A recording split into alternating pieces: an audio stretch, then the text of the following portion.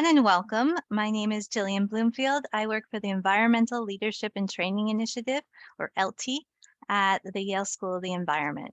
And I'm here today with my colleague, Emily Sigmund, who's also facilitating the session. Hi, everyone. So happy to be here.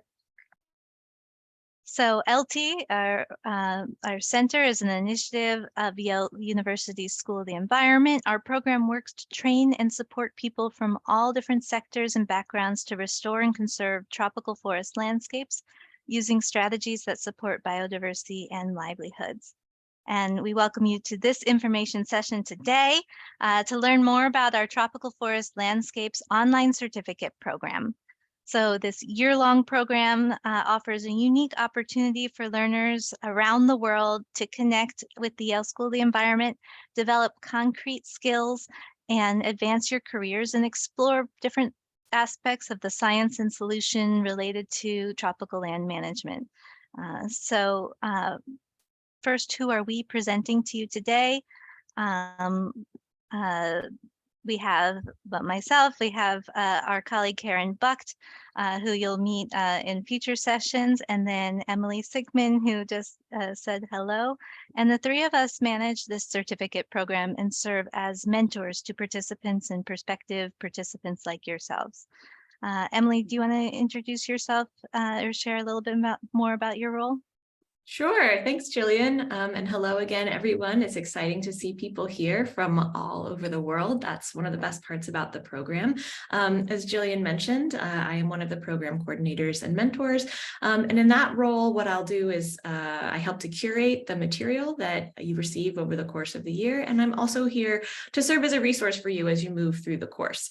Jillian, Karen, and I make ourselves available throughout the year to answer your questions, troubleshoot issues, help you brainstorm things, and generally just serve as mentors and resources for you and help you progress towards your goals. So that's a little bit about what we do, and we'll jump into more details later on in the session.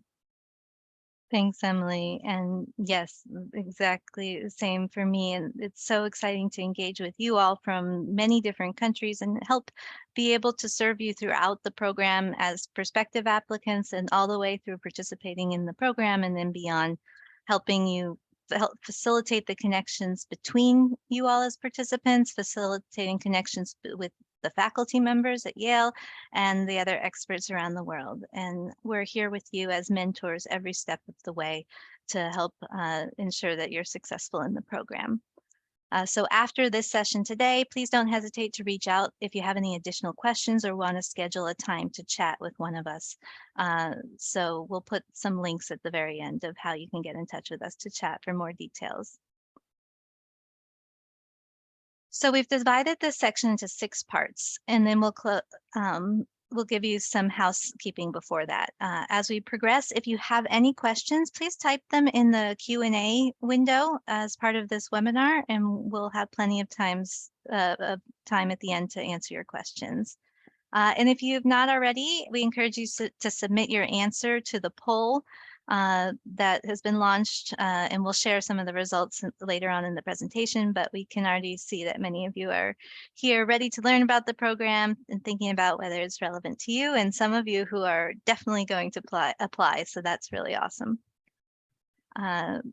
So our agenda today is that we'll have a program overview, our participant experience, we'll talk about some of the benefits, the costs and admissions, and Q&A and additional opportunities to learn more. So first, for an overview of the program. So the program officially is called the Tropical Forest Landscapes Conservation, Restoration, and Sustainable Use. And it is a year-long online certificate program, and it consists of 4 8-week courses that are on different themes. So our fundamentals course on ecological and social concepts, our people course on human dimensions and engagement, our strategies course on land use planning and implementation, and our funding course on different financial concepts and tools. And so these are each 8-week-long, 4 courses that are 8 weeks long each, and they happen throughout the year of the program. And simultaneous to that, happening at this concurrently, is a capstone project course. And that is 12 months long. And in this course, you're actively relating everything you're learning in the other courses to a specific site or a landscape or a project of personal or professional interest. And then you're also learning different tools and techniques for project planning in that capstone course. And then we offer a 1-week optional field course. And this will take place at one of ELTI's training landscapes that will happen in either Panama, Colombia, Brazil, Philippines, or Indonesia. And so we'll talk more about the field course and what to expect with that. But that's a really neat way, after many months getting together in an online setting, to come together in person, on the ground, engage with different stakeholders, and get to see the concepts applied in action. So again, it's a 1-year, what we call a high touch online program. So there's a lot of different components. It's meant to be done part-time. So basically everyone enrolled in the program will do this in addition to their personal and professional commitments. It's meant to be done in addition to whatever you're doing for your work or for your study. And it's right now in the English language. We do have other shorter courses offered in other languages, so please feel free to reach out to us if that's something that would be important for you. So who's the program for?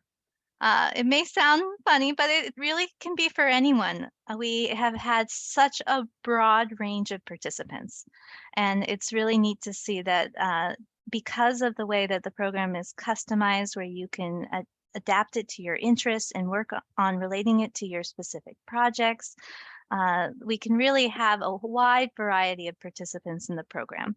So that might include staff members from governments, NGOs, aid agencies, foundations, businesses, extension agencies, and academia, graduate students and recent graduates, landowners, farmers, ranchers, community organizers, and like I said, really anyone interested in designing, implementing, and monitoring conservation and restoration initiatives. And you can see we've had people from many different countries and regions, as well as different sectors throughout. This is the stats from the last 4 years of the program.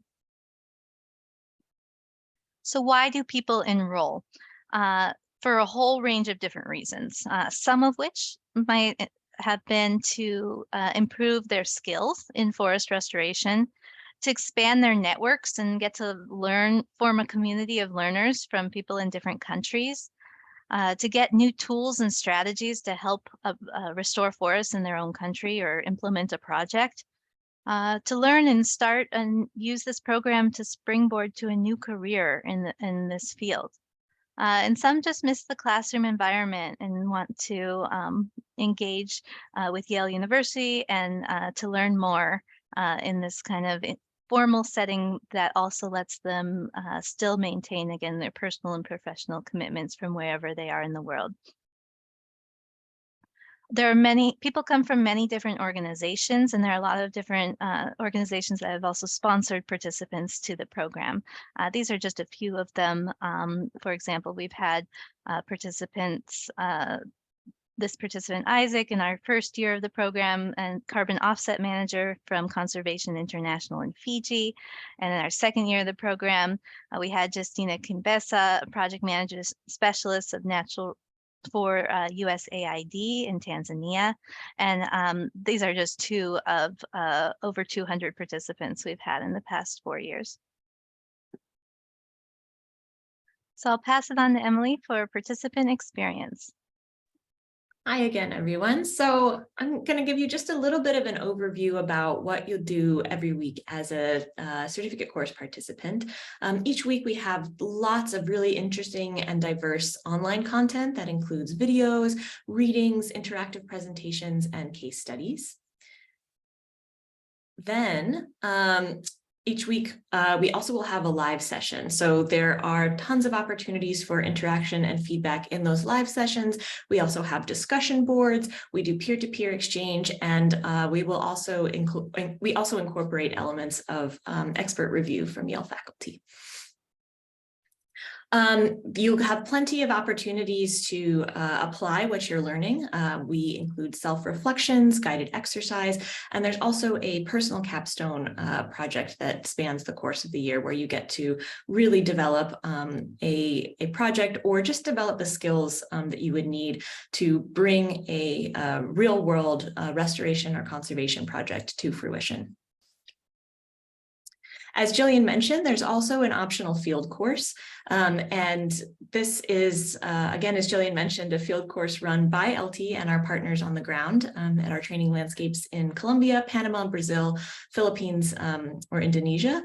And it's a great way to not only engage with one another, to bring this online community that you have into the physical plane, but also to interact with real life stakeholders on the ground who are dealing with these issues and have a lot to share and make for it. It's just a fantastic immersive experience that we get a lot of really positive feedback on. And with that, I will pass it back over to Jillian to talk about some of the benefits of the program. Thank you.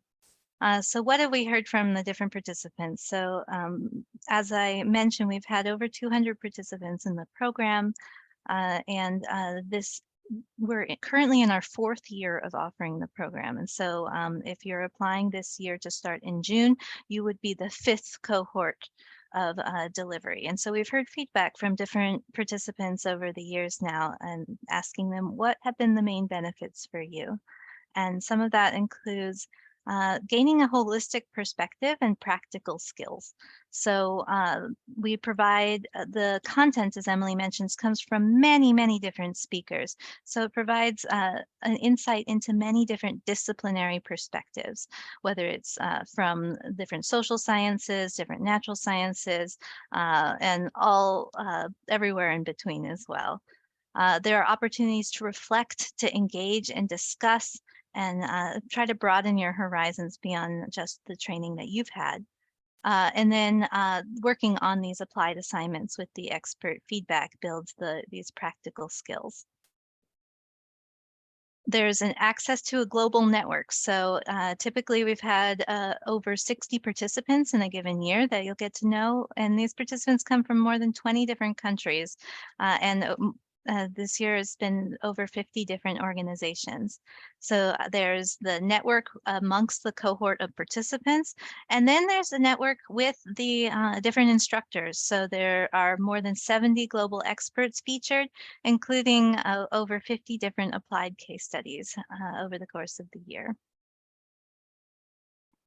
And then our program has puts a strong investment in ensuring the learning success of the participants. So as we mentioned at the beginning, when introducing ourselves, there's a lot of mentorship. So Emily and Karen and I serve as your mentors, as participants throughout the program. We're here to support you, to check in, to make sure that even though it's an online program, it doesn't feel distant, that we're here with you every step of the way. And then there's a big role that we play in facilitation, greeting you every week, helping you understand what needs to happen, what are the responsibilities, and then facilitating the connections with the different faculty members involved as well. And then we offer a lot of flexibility. We know that you are doing this course, this program, in addition to all of your work commitments, and there are all sorts of things that can come up from needing to do work trips in the field for a couple weeks at a time to various personal issues that might arise, either health issues or other things going on in your country.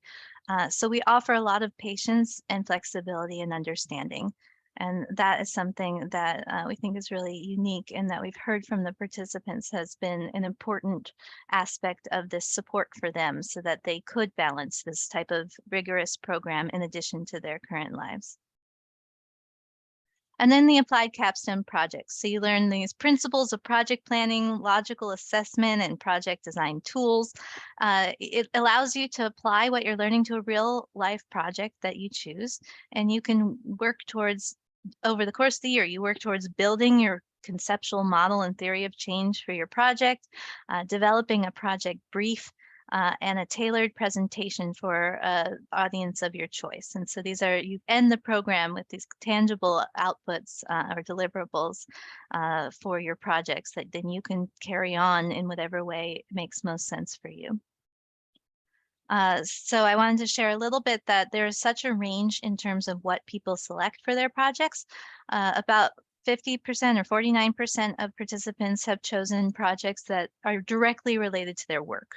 And so some of them do the working, they're working in this program as part of their work because the project that they're advancing is something that they intend to implement in some way or another. But then there's a whole variety of other relationships with the projects. There's people partnering with other organizations. There's people who have personal projects or land in their family or otherwise involved in a project of personal interest. And then a bunch of unknown or where people are working more on a hypothetical circumstance. And the focus is much more on for them on skill building so that they can apply this in their future jobs, even if they are not in a current position to work on a project that is actually going to happen right now. Some examples of participants, we have Geraldo Fernandez from the Philippines. He is a faculty member at the Visayas State University in the Philippines. His capstone project was the development of a conservation learning site for out-of-school youth, students, and farmers in Baybay City, Leyte, Philippines. That's one example of a capstone project. And what's really neat is Geraldo, I talked to him last week, and he, not as a faculty member, he's not only integrating what he's learning into his teaching of students, he's implemented this demonstration or learning site for the youth, and is also working in other really creative ways to implement what he learned in the program to on the ground projects to address landslide prevention in the Philippines. So that's really neat. And he shares a quote here about getting to know people from different parts of the world and engaging with real problems to bring real solutions. Similarly, we had Fabiana, who works in the private sector for L'Oreal in Brazil. Her project was restoration of degraded lands and environment in the environmental protection area in Triunfo do Xingu, Brazil. And she mentioned that the critical thinking aspect that I mentioned before was so important, and being able to analyze and address the many social issues around people and inclusion in conservation projects. And then this participant, Brandon, he came in without any real connection previously to the environmental world, and was able to build that and develop that, and now is pursuing a really exciting role as a leader in his community on this community forest council. And so his project was from a carbon source to a carbon sink, the master plan community forest of Laguna Audubon, California, USA. And he shared that he was outside of a typical tropical restoration scenario, but he was able to apply the concepts to his own work and really benefited from the skill building aspect of the program. So stakeholder mapping, stocks and yields, and talking about community forestry planning. So again, those are just 3 of over 200 participants, but gives you a sense, and we're happy to share more. So what happens after the program?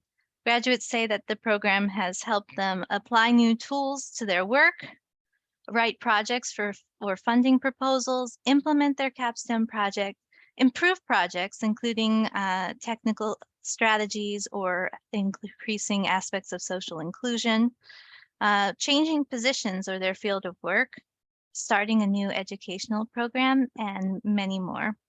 So now to close us out for this formal part of the presenting, before we get to the questions, I'll hand it back to Emily to talk about cost and admissions. And again, if you have any questions, feel free to put them in the Q&A feature and we'll get to that next. So go ahead, Emily.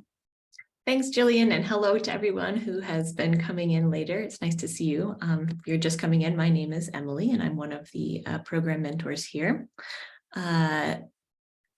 if you want to go to there we go. So tuition for this program is $6,000. That tuition includes 4 8-week online courses plus the year-long capstone. It also includes unlimited access to all of our online course materials. It gets you support from mentors throughout the program, face-to-face online interaction with experts, and personalized expert advice on the coursework. There is also the optional field course, which adds $2,000 to the tuition, and that includes a 1-week immersion experience in the tropics. That also includes all course materials, site visits, field exercises, and facilitated activities, and will also take care of your room, board, and transportation in the country where that field course takes place. We do have scholarships available, so I saw there was a question about that in the chat. Go to the next slide and talk about those. We have some partial scholarships available on a competitive basis. Those will give you 20 to 75% off the tuition fee. If you are interested in applying for those, you'll complete the scholarship application section in the main application. And basically what you'll need to do is write a short essay for each award type to which you apply. So you'll see we have 3 categories, which will come up in just a moment. And you can apply for multiple. So there's the leadership and impact category, there's the career development category, and there's the general award. You are able to apply for all 3 of them, or 2 of them, or just 1 of them, but you'll only receive a scholarship from one of those categories. And just so you know, all of our admissions decisions are made independently of scholarship requests. So even though you submit them through the same portal and on the same application, we evaluate them completely separately from one another. Very excitingly, we are also now able to offer 3 Cairns Fellowship. This is fully sponsored online tuition that is for individuals who are working on climate solutions in the Global South. In order to be eligible for this fellowship, you need to be a primary citizen of a country in the Global South. You need to have professional or academic experience relevant to climate solutions, and you need to be actively working on climate solution implementation. If you are interested in applying for this, you'll just complete the fellowship application section in the main application. And once again, all of our admissions decisions for the 3 Cairns Fellowship, just like our other partial scholarships, are made independently of the fellowship request. Yes. We also encourage people to look for external funding. Lots of people come to the certificate course with external funding. There's employer support, and oftentimes if you're working for an organization, there might be professional development funds that you can access. So we definitely encourage you, if you're interested in the course and working for an organization that might be keen to help you develop these skills, that you approach your employer and ask if they might have some funds available for this. We have also had participants come in on professional development grants, as well as other awards like the Siegel AmeriCorps Education Award. And if you have questions about external funding or scholarships in general, you can reach out to us at tropicalcertificate@yale.edu. I'll also put that in the chat in a moment. Important dates to keep in mind: our applications will open next year on January 11th, and we encourage you to get the applications in by March 1st. That's our early application deadline, and where you're guaranteed to have your application reviewed. We will accept applications on a rolling basis until April 7th, but the earlier you can get it in, the better chance you'll have of getting a full review and hopefully getting into the program. Then the program will officially start on June 26th of next year. If you would like to apply, you'll visit our website, which is coming up. So that's tropicalrestorationcertificate.yale.edu/admissions. And all of the application requirements that I've just mentioned will be there in detail for you starting January 11th. Before you start your application, you'll want to make sure you keep those program dates in mind.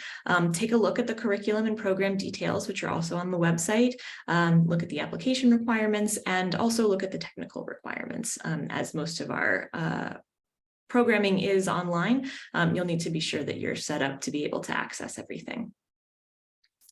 So some of the application requirements that you'll see in the application will be the online application form.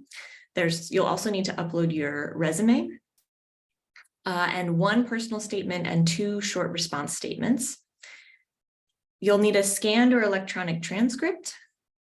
And you'll also need 1 professional reference who can speak to your capacities in the course, or your potential capacities in the course. Additionally, if you have any TOEFL or IELTS test score reports, you can upload those. That's helpful for us to see. And if you've taken additional coursework that might be relevant in helping us assess your application, feel free to upload that as well. Some quick tips on applying. You'll want to review the requirements and begin gathering your materials early so you can get your application in before that March 1st deadline. Make sure you contact your professional reference ahead of time. We typically recommend at least 3 weeks, but the sooner the better. Pay special attention to the essay requirements and make sure that as you're writing your statements that you are answering the prompts directly. And if you have any questions or any technical issues, again, you can always reach out to us at tropicalcertificate@yale.edu. So now we'll open it up to question and answers. I see some questions in the chat. Feel free to also unmute yourself and ask your questions live too. Sure. I don't think they have unmute permission for the webinar. I take that back. I will answer your questions. But yeah, feel free to write your questions using the Q&A feature, as well as you're welcome to write questions in the chat. It's a little harder for us to see the questions in the chat, so if you can do the Q&A, that's even better. But if for some reason we don't get to the question, you can also re-ask it in the chat or in the Q&A feature. And then while you're getting your questions and writing them down, I'll release the poll just so that we can see the answers. Or let's see. So I'll end the poll. So it's neat to see that I'm just clicking share results here. You should be able to see the results. So we have a pretty nice range of people looking to learn more about the program, considering applying to the program, and then a few of you here who definitely plan on applying to the program. So that's wonderful. So yeah, so let's get started with the questions. Emily, you want to take the first one? Sure, one moment, please.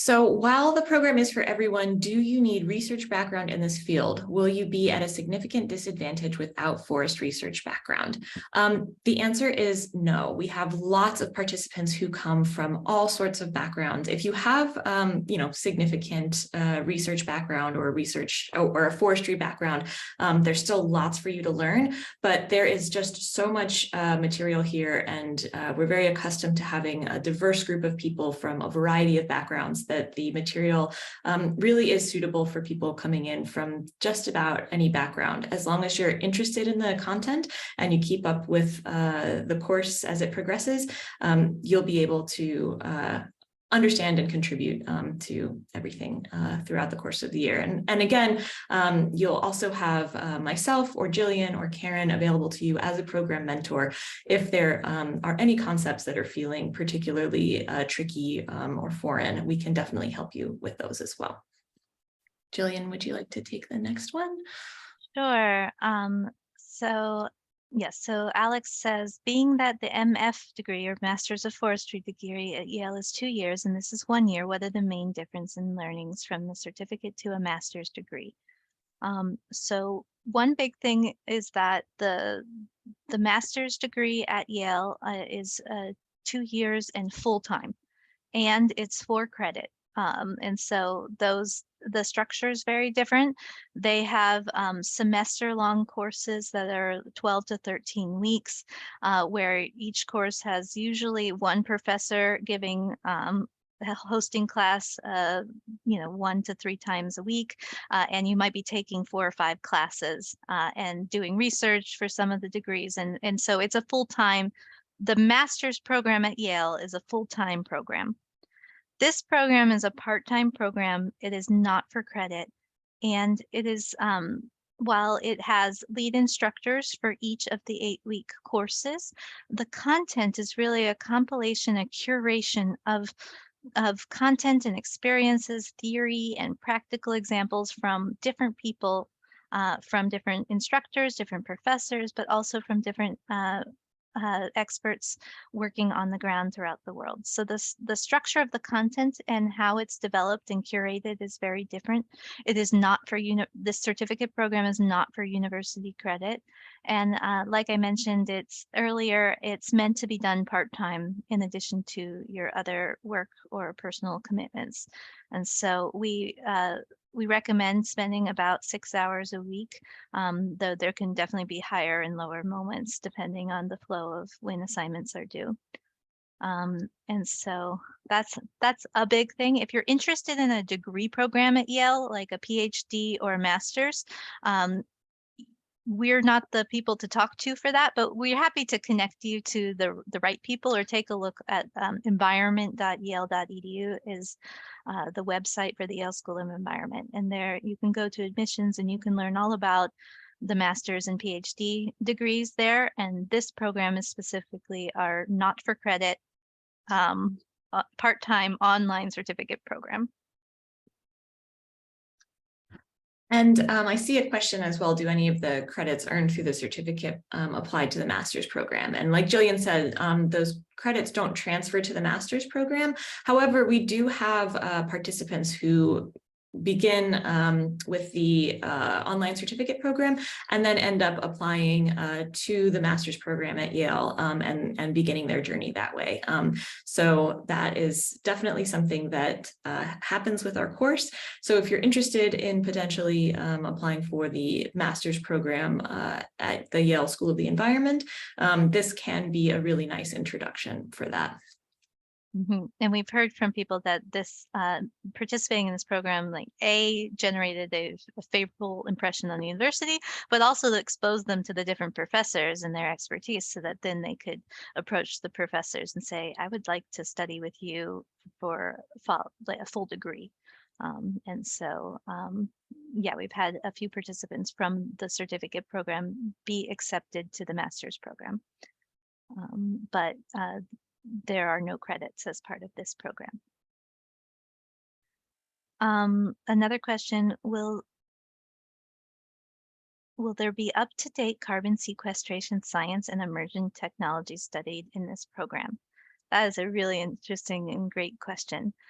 So it's something for which we've received support from. There's a new center at Yale called the Yale Center for Natural Carbon Capture. And it began around a year ago, I believe. And so there's a lot of really exciting work happening at the university in this space. And we've started to integrate that material and that knowledge into the certificate program.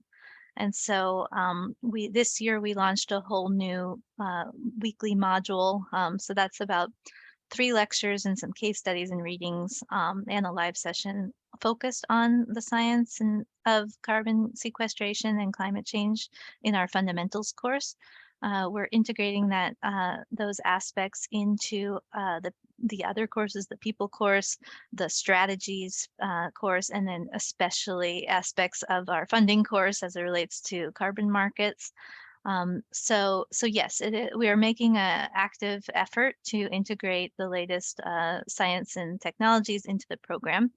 However, I will also mention that the program is so diverse in its subjects that it mentions. Each week is a different theme.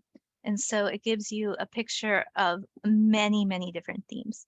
So each week might go, for example, in our people course, there's a week on property rights and land tenure. And then there's another week having to do with the state and other powerful actors. And there's other weeks having to do with capacity building. So there's so many different elements to tropical forest conservation, restoration, and sustainable use that there are limits to what we can cover. So because we're covering so many different themes, you get around 3 to 4 lectures per week on each of those themes. And then we provide a whole curated library of readings so that you can, optional readings, that you can dig into further depending on your own personal and professional interests.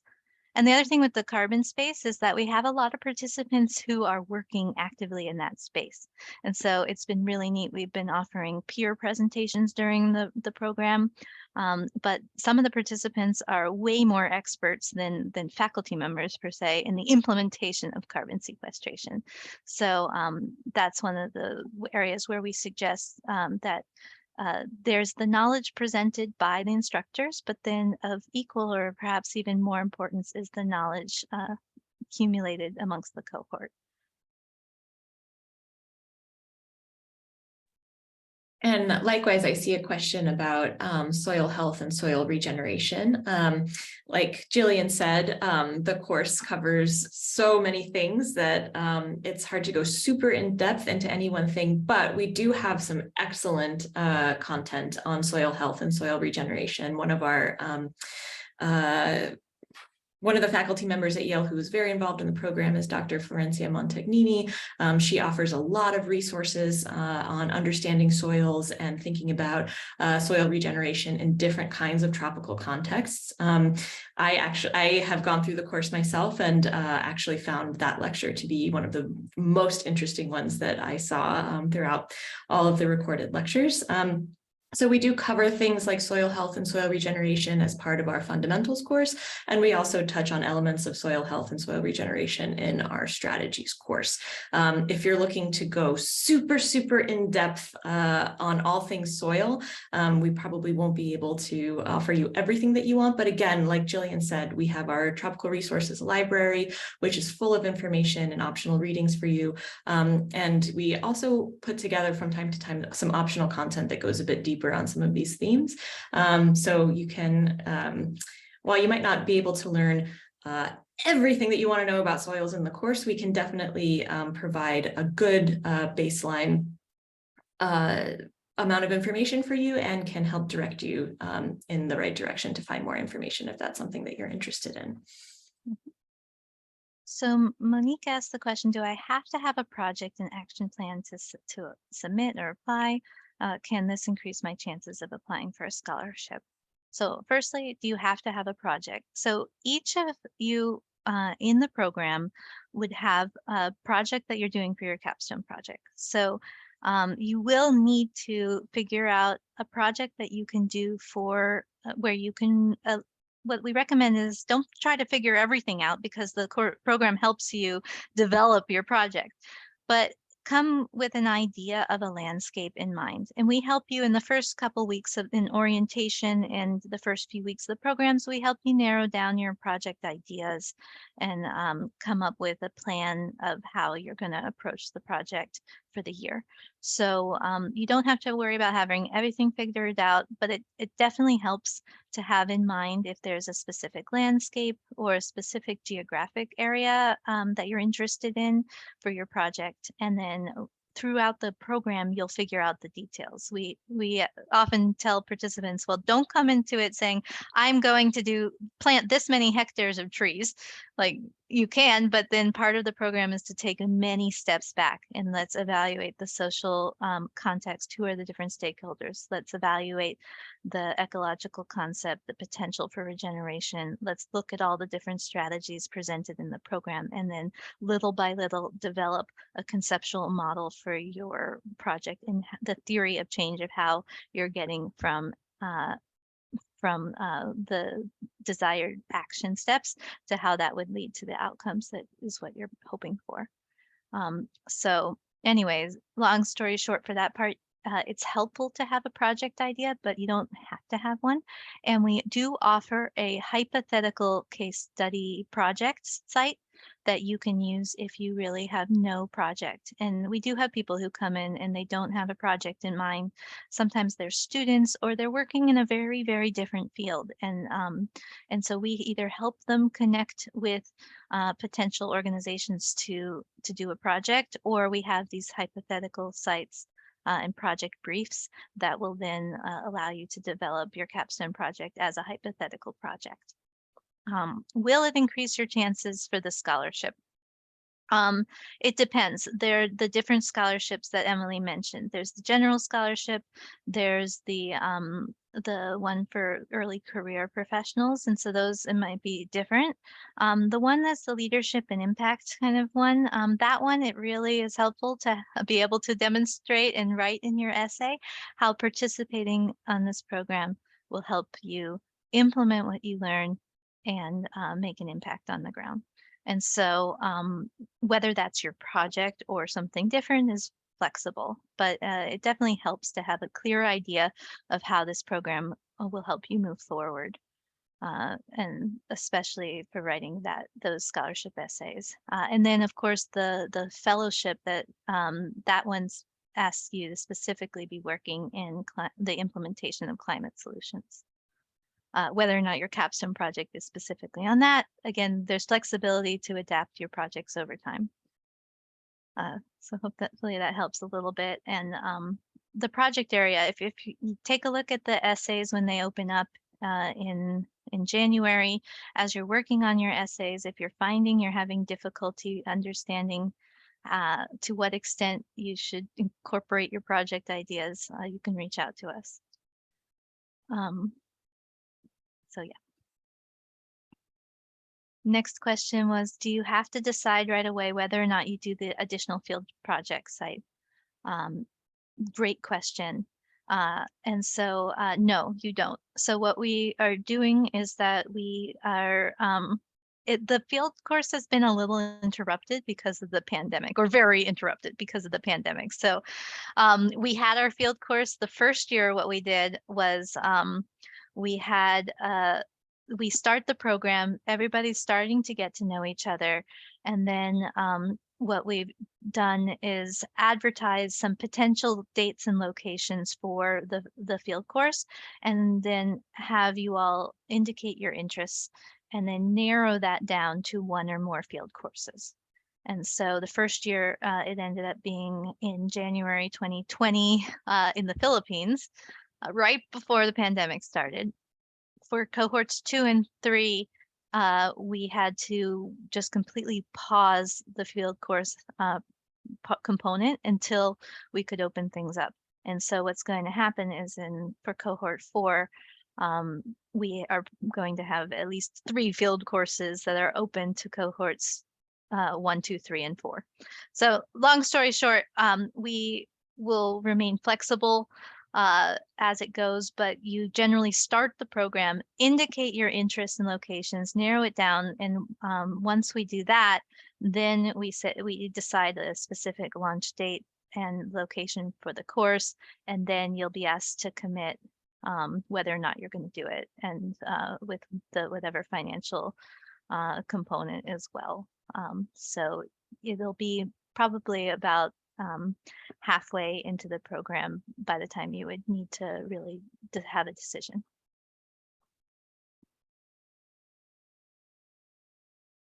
Are there other questions in the chat? I'm wondering. Let's see.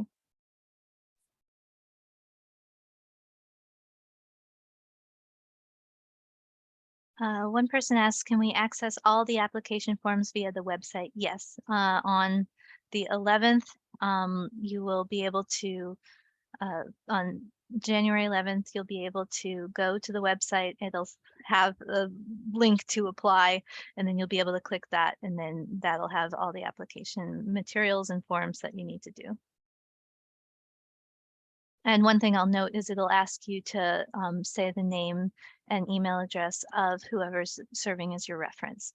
And then once you submit that, your reference will get a letter directly from Yale asking them for the reference.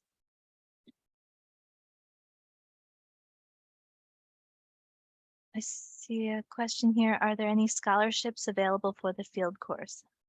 Yes, and we cross that bridge when we get to it. With once we decide the actual date and location, then there's a very short application for scholarships related to the field course when people indicate their interest, and that way you can incorporate the information you need to incorporate, and there will be scholarships considered, especially because all participants are responsible for the flights as well, for any visa requirements for getting from one place to another.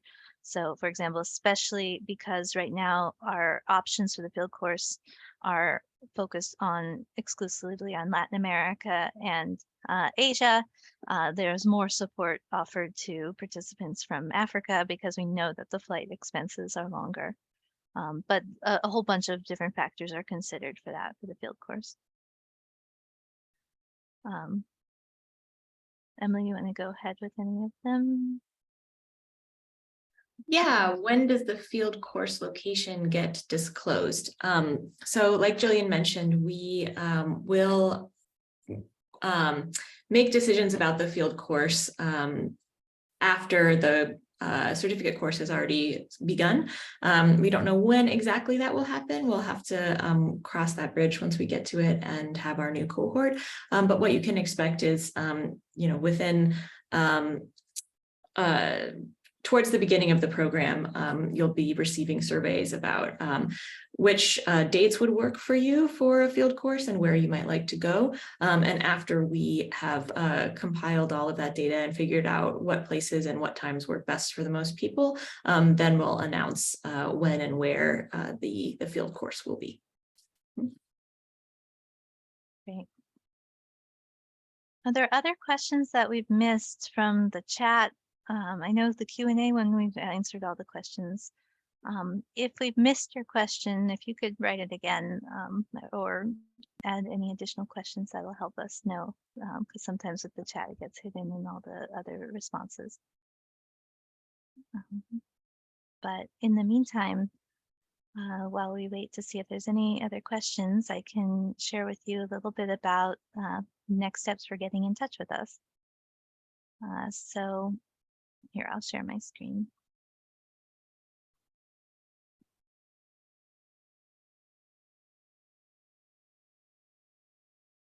Okay, so for more information, as we've mentioned over and over again, there's a lot of information on the Tropical Restoration Certificate.yale.edu website. So you can take a look at testimonials from prior participants. You can take a look at aspects of the curriculum.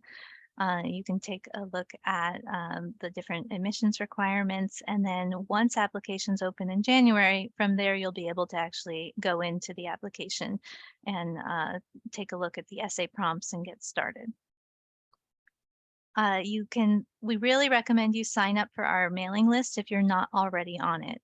If you're on it, that's great. If you get newsletters from our certificate program, then you're on the mailing list. But if otherwise, you can go tropicalrestorationcertificate.yale.edu/contact form, or it's the contact tab once you get to the general website. And from there, you can enter your information, and we send out regular newsletters with information about the program.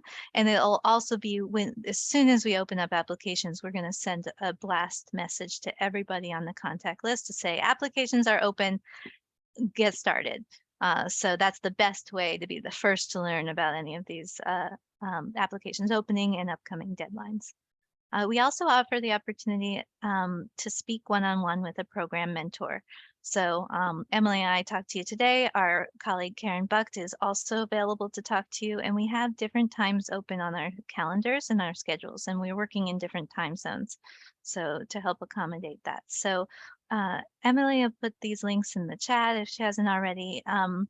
And what you can do is you can go to any of these sites, take a look at a few of them if you don't see a time that works for you, and you can sign up for a one-on-one conversation with one of us if you want to talk about your specific circumstance or ask some more questions.